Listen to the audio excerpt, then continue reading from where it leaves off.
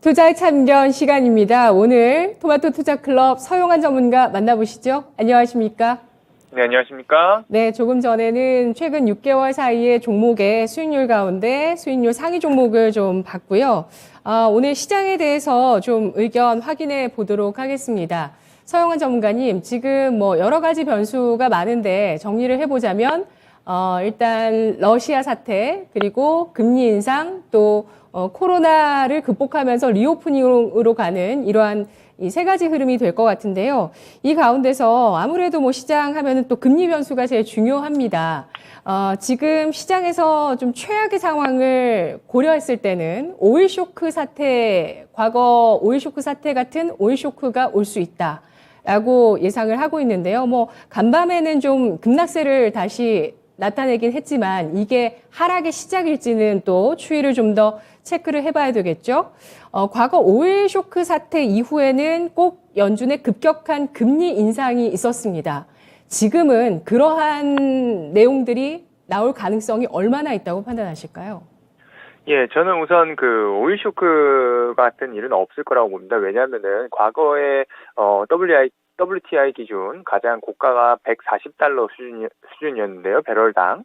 근데 현재 수준이 140달러가 되지가 않죠. 근데 사람들이 관가하고 있는 게 있는데 그 인플레이션율을 관가를 하고 있습니다. 만약에 그 오일 쇼크 수준만큼의 유가가 상승을 한다고 보면은 지금 기준으로는 거의 4배 이상, 그러니까 한 400달러 이상은 되어야 과거 오일 쇼크 수준의 그런 충격을 경제에 줄 것으로 생각을 하고 있고요.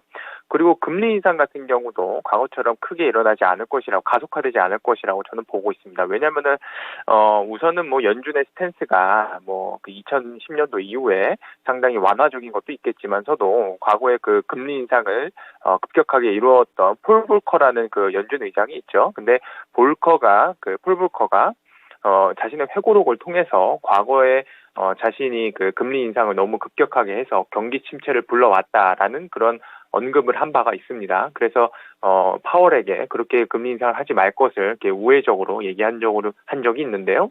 이런 과거 사례를 통해서 저는 금리 인상도 그렇게 급격하게 있지 않을 것이다, 그렇게 보고 있고, 오일 쇼크도 과거처럼 있지 않을 것이다, 그렇게 보고 있습니다. 따라서 주식 투자하시기에 너무나도 그런 좋은 시기가 이제 도래하지 않는가 이렇게 보고 있고요. 그 우려를 이제 상당히 많이 접어놓으시고 이렇게 마음 편하게 투자를 하셔도 되겠다, 그런 말씀 좀 드리도록 하겠습니다.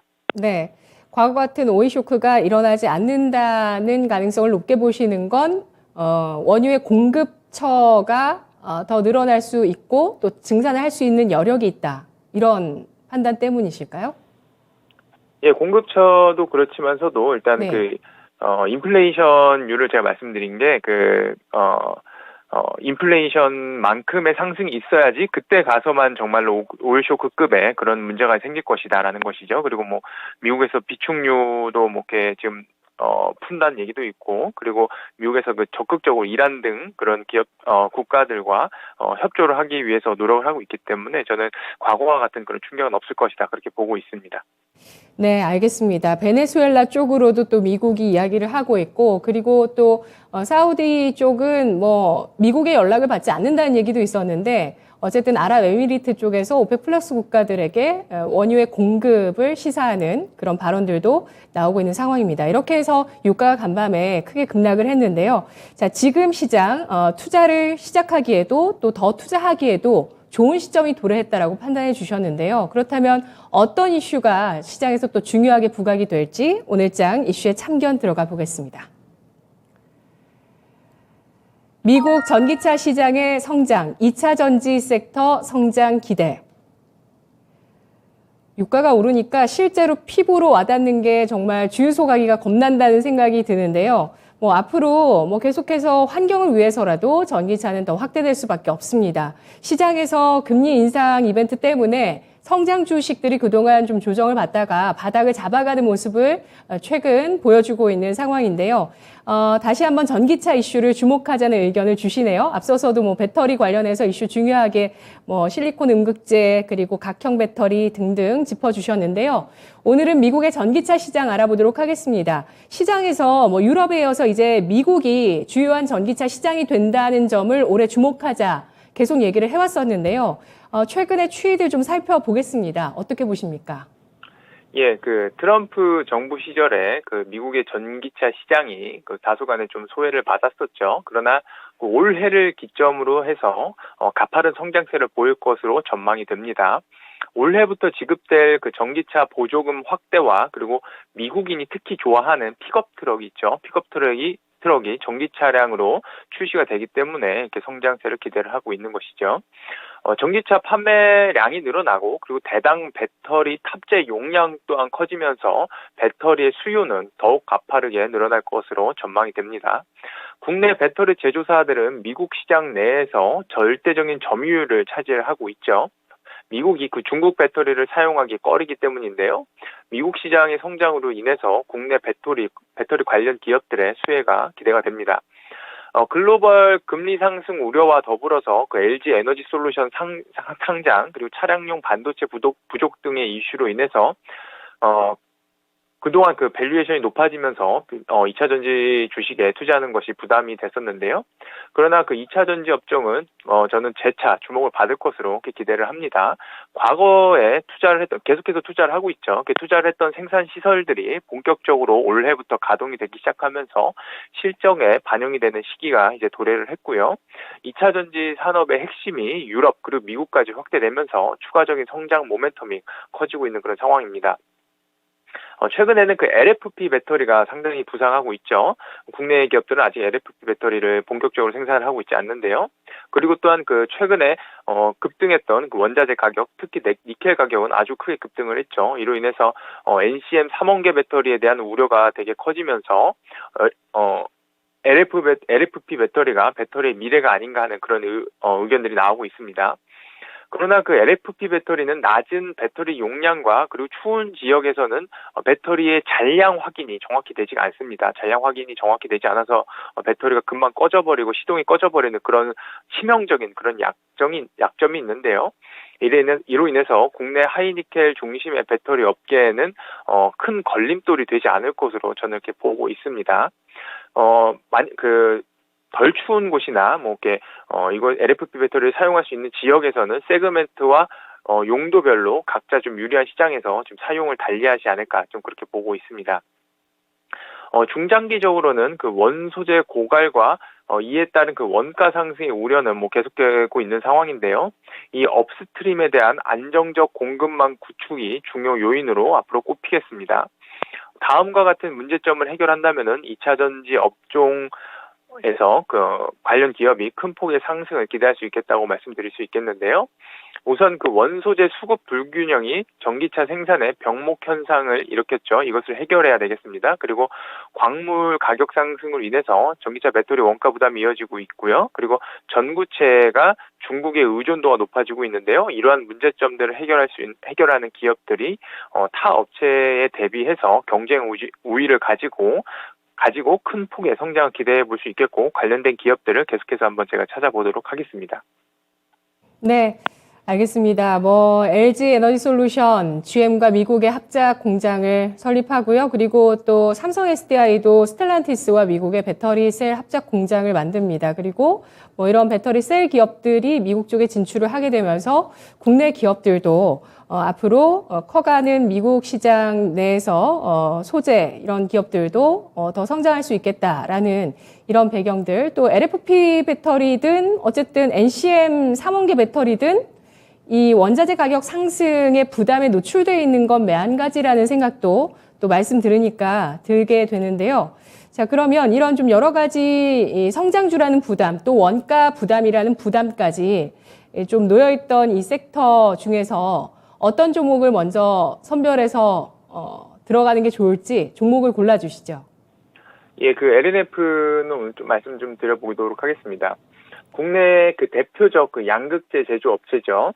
니켈과 코발트 가격 상승으로 인해서 원소재 가격 상승 부담이 있을 것이라는 전망들이 많이 있습니다. 그러나 이것들은 모두 그 최종 고객사에서 원가 부담을 다 보전을 해 줍니다. 이게 시장에서 잘 모르는 그런 사실이죠. 배터리 제조업체들은 그 양극재 수급 자체가 너무나도 큰 문제이기 때문에 LNF와 같은 양극재 제조업체들에게 의리 되는 그런 상황이 됐습니다. 따라서 원자재 가격 상승으로 주가가 하락을 한다면은 추가 매수의 기회가 되겠다는 말씀을 좀 드려보도록 하겠습니다.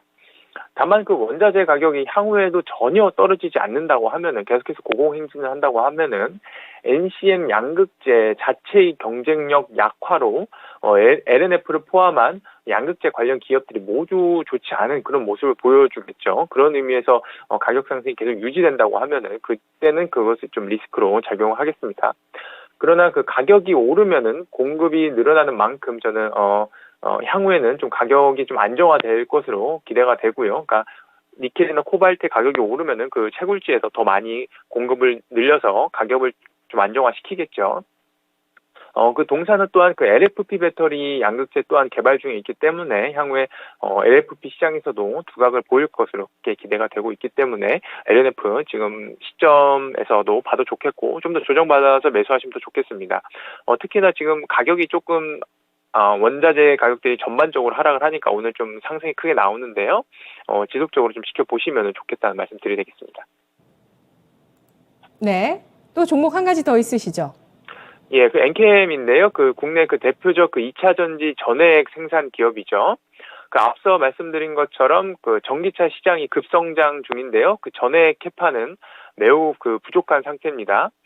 미국 내 그 배터리 제조 업체들은 25년도 한 해에만 전해액이 약 10만 톤가량 쇼티지가 일어날 것으로 전망이 되고 있습니다. 전해액은 그 양극재 그리고 음극재 소재가 무엇이 채택이 되든지 간에 다 쓰여야 되기 때문에요. 큰 폭의 성장세는 저는 의심이 없다고 그렇게 생각을 하고 있습니다. 전고체 배터리가 되면은 그 전해액을 쓰지 않지 않겠느냐 이런 말씀도 하시는데요. 근데 다방면의 그 전문가들과 그 이야기를 나눠 보시면은 전고체 배터리는 아직 그 양산 시제품이 나오기까지 10년은 더 기다려야 된다. 오히려 더 기다려야 된다는 말이 좀 많이 있기 때문에 현재는 리스크를 논할 때가 아니라는 말씀을 좀 드리겠고요. 조정 시에 엔캠 역시 매수하시기 좋은 그런 종목이 되겠습니다.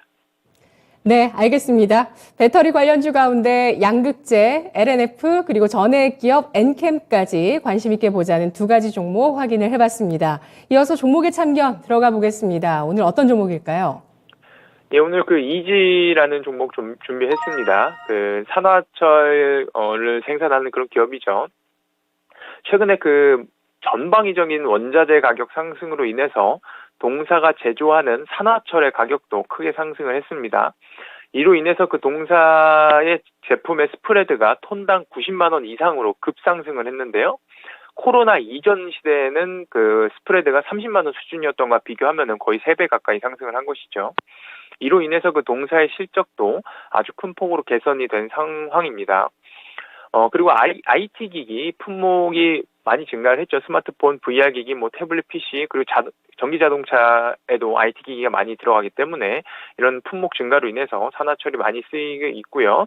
그리고 전기차용 모터에도 이 산화철이 들어간 페라이트 자석이 많이 지금 쓰이고 있는데요. 전기차 모터 채용 숫자가 증가하면서 산화철의 수요도 지금 많이 증가를 하고 있습니다. 따라서 저는 이 스프레드 마진이 지금 현재 같이 높진 않더라도 장기간에 걸쳐서 좋은 스프레드 마진을 보여줄 것으로 저는 그렇게 기대를 하고 있고요. 그리고 앞서 말씀드린 것처럼 LFP 배터리 수요가 증가를 하고 있습니다. 근데 LFP 배터리도 그 산화철을 필요로 합니다.